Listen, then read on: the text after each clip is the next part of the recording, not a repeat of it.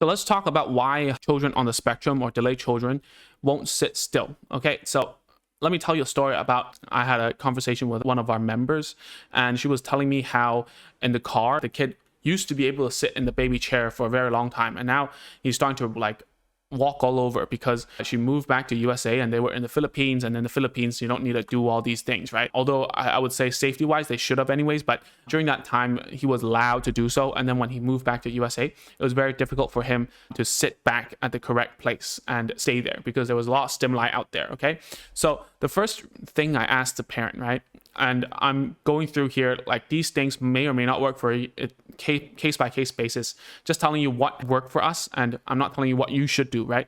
So my first question for the parent was there a reason to sit down for the kid? Obviously no, because for the child to sit down, it was more of a given thing. Like, I told you so, that's why you should sit down. There was no upside for the kid. There was only downside, right? Because you're strapped onto the baby chair, you can't move, can't do anything. Although you give like a screen time for the child, the outside world is a lot more fun for him, right? The first question I ask, is there a reason to sit down? If there isn't, make sure that there's a reason.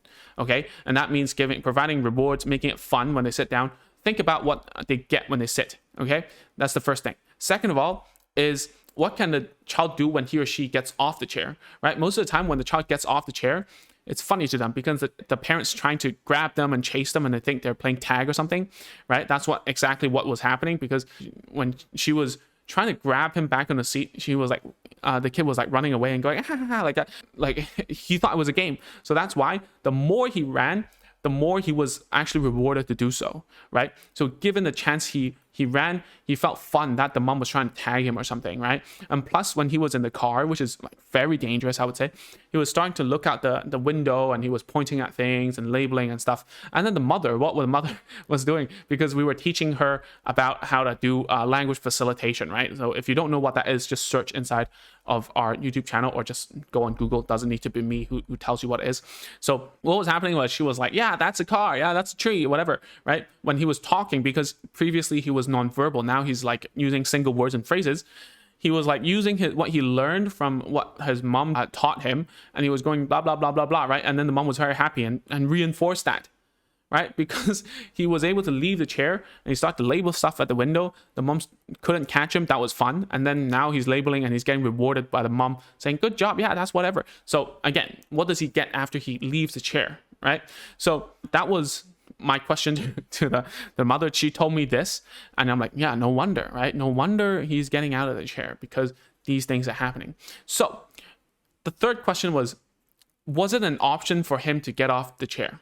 And she was like, yeah, because when we would strap him down, he would make such a big fuss and we couldn't concentrate on driving and doing the thing that we were doing.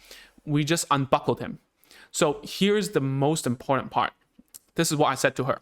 I said, look, if previously he was able to sit nicely, and after your trip to Philippines and you came back and he cannot anymore, so that means it's not his ability, it's an ability to sit in a chair for an extended period of time, right? He had a taste of freedom, so to speak, and then he's trying to exercise that right, and you allowed him to, right? And this is where you have to draw the line, okay? I told her, you have to draw the line. On the car, it's not negotiable. Non-negotiable is that you sit in the chair strapped on. I don't care if you're gonna make a tantrum, because your intention is to save his life, right? Is to keep it safe, is to keep the whole journey safe. So therefore, getting off the chair is not an option. You have to tell that. He's like, nope, that's it. I don't care, right? And then when he's on the chair, you need to provide as many good rewards as you can, right? Obviously, when he's there, he's trying to get out. He's like, and then he knows how to get out, right? Some children, make sure that they don't know how to get out. Like, put a strap on it, all right? Make it hard for them. They can't get out, and like, don't talk about it. Only give good things. And then when I told the mother this, it was very hard for her to digest what I was saying, because a lot of times, right, when I'm working with like parents, what they do is they give in to the child a lot, and obviously they know they shouldn't, right? You know you shouldn't. You should know you shouldn't. You shouldn't be negotiating about things that are life-threatening, right? So what she did in the end was she bit the bullet and she listened to me, right? Not saying that everything I say is going to work. It needs to be case by case again. And so what she did was she strapped the kid onto the baby chair, put the buckles on, make the buckles harder to get, like lock it, right? And then just let him scream, right? And of course, we don't do this right ahead. We start by introducing the baby chair inside of the house first, right? Buckle him in, and then let him have some snacks or whatever, right? Make it easy. Slowly move the chair closer and closer and closer to the car. Put the chair in the car. He goes in without the car started.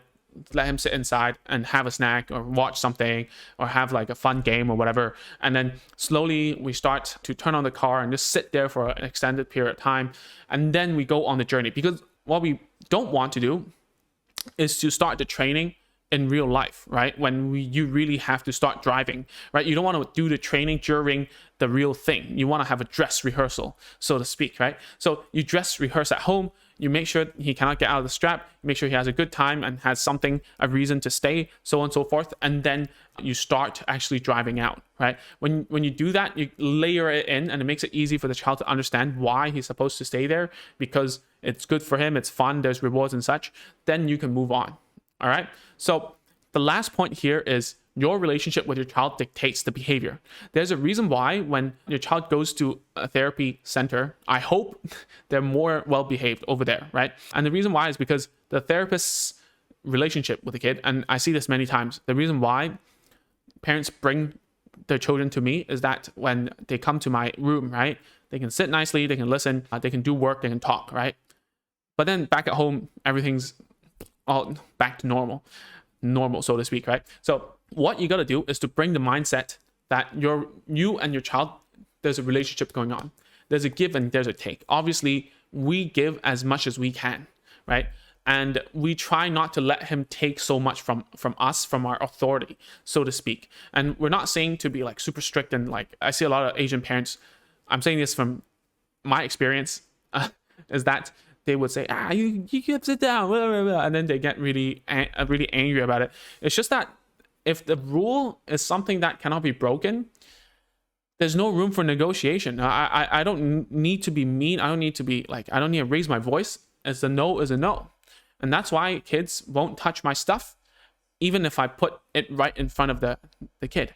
And kids know that there are people with lower bottom lines and higher bottom lines. Bottom line is more of a Chinese word. So what I mean is like there's a limit, there's a threshold to what they can do. They know who they can actually manipulate and so on and so forth, right? So I'm not saying that kids are malicious and they're trying to like take control of you or whatever, but they know what they can get away with, right? So as long as between you and your child, your relationship is that I give you everything you want, right? But at times when I want you to stay still, be quiet, and hold my hand, you have to, because it's a safety problem. I'm not going to compromise your safety just because you want something, right? And that's something you have to understand as a parent, okay? It's more so that we aren't emotionally connected as much to the child as you are. That's what is very easy for me to do. But when I see parents struggling, all they had to do was to stick to the guns and do what was necessary, okay? So this story ends with the mom very happy, sending me a message saying, "Oh my God, Ming, it's finally working." And he took a picture of the kid on top of the car seat, right? And how this panned out at the very end was that she did go through the steps of putting the car seat inside of the house, trying to get him used to it, sit down and so on and so forth. And then slowly get into the car and layer it so that the child totally understands what to do.